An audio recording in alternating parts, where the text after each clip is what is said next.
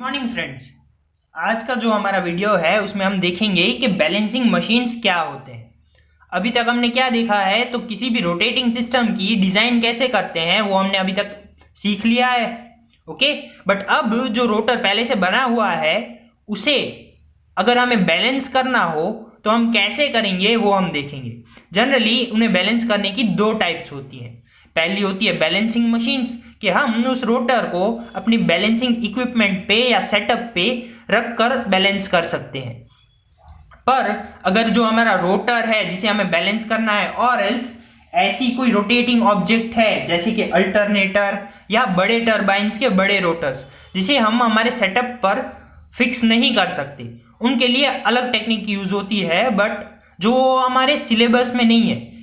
तो हम आज अपने इस वीडियो में क्या देखेंगे, pivoted cradle type balancing machine देखेंगे।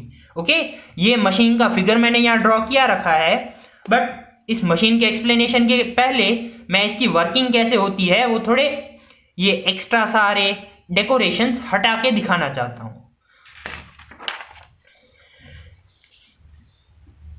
देखिए यहाँ पे पहले मैंने एक रोटर ड्रॉ किया गया है, ये रोटर का डायग्राम है। अब रोटर में हम बैलेंसिंग करने के लिए क्या करते हैं, जनरली या तो मास को ऐड करते हैं या तो रोटर में से हम कुछ मास को बाहर निकाल लेते हैं। ओके, ये बाहर कैसे निकाला जाता है, तो होल्स ड्रिल करके इसे बाहर निकाल सकते हैं। ओके, तो अब अपने इस रोटर जिसे बैलेंस करना हो उसमें मास को ऐड कहाँ करेंगे और निकालेंगे कहाँ से, उसका भी कुछ फिक्स्ड क्राइटेरिया रहता है। जनरली इनका जो ये फेस प्लेन होता है, एक यहाँ पर और दूसरा जो यहाँ पर ये फेस प्लेन रहेगा उनका, वहाँ पर हम कुछ मास ऐड या रिमूव कर सकते हैं। वो तो फिर according to its dimension and setup change होता रहता है, बट जनरली जहाँ मास ऐड और रिमूव होता है वो उनके फेस पर होता है।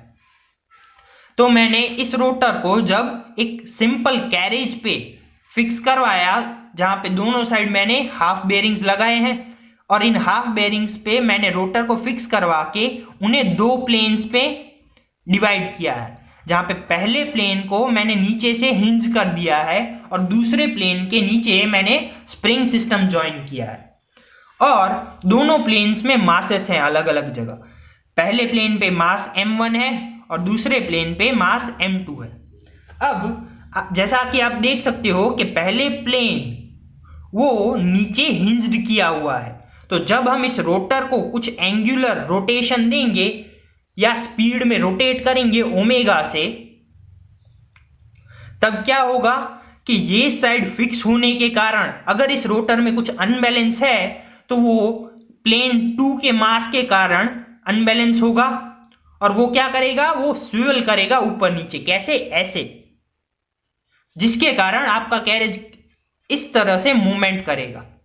और ये मूवमेंट के कारण हम पता लगा सकते हैं कि आपका जो ये रोटर है उसमें कुछ अनबैलेंस है और उस अनबैलेंस फोर्स को हम बैलेंस कर सकते हैं। और ये बैलेंसिंग जनरली कैसे होती है, तो ये जो आपका व्हील है, ये व्हील का ये फेस मैंने यहाँ पे दिखाया है आपको। अगर यहाँ पे मास आपका m2 है, ये प्लेन 2 वाला, तो आपको सेंटर से सर्टेन एसेंट्रिक डिस्टेंस e पर अगेन दूसरा मास ऐड करना होगा ऑफ me।